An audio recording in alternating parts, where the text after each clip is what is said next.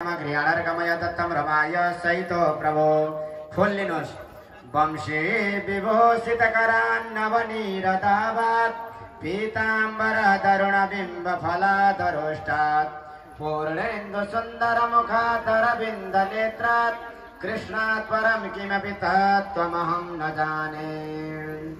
नारायणं नमस्कृत्यं नरं चैव नरोत्तमं देवीं सरस्वतीं व्यासं ततो जयमुदीरयेत्।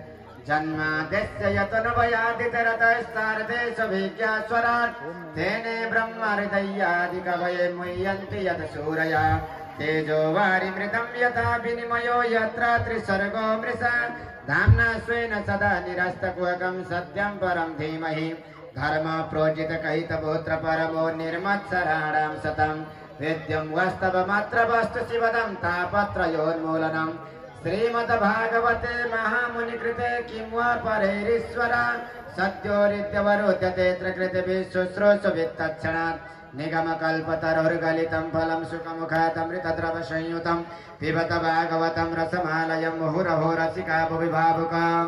ओम जन्नेन जन्मय जन्त देवस्थानि धर्माणि प्रथमन्यासन्नाते हनकमहिमान चतन्द्र पूर्वे साजत् इमानि पुष्पाणि मनोहराणि सुरासुराणामपि दुर्लभानि कल्पद्रुमाणि द्रुमतानि तानि पुष्पाञ्जलिर्मेति सुखाय नित्यं नाना सुगन्ध पुष्पाणि देशकालोद्भवानि च पुष्पाञ्जलिर्मया दत्तं गृहाण परमेश्वर।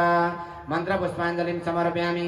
रिद्धि सिद्धि साई गणेश भगवान को, राधा कृष्ण भगवान को, राधा सर्वेश्वर भगवान को, वृंदावन बिहारी लाल को, गोदावरी रंगनाथ भगवान को, राष्ट्रदेव पशुपतिनाथ को, पराक्षद्रवरा धाम को, प्राचीन हरिद्वार चतरा धाम को, सप्तकोशिकी नदी को, सुनसरी नदी को, मनकामना भगवती को, लक्ष्मी नारायण भगवान को, तुलसी दामोदर भगवान को, लक्षवर्ती का प्रज्वलन महोत्सव को, व्यास जी महाराज को, मोटकल्य गोत्र दिवंगत हुए का संपूर्ण पितृहरु को, मोटकल्य गोत्र दिवंगत हुए का माता लोकमाया कार्की को, मोटकल्य गोत्र दिवंगत हुए का माता लोकमाया कार्की को।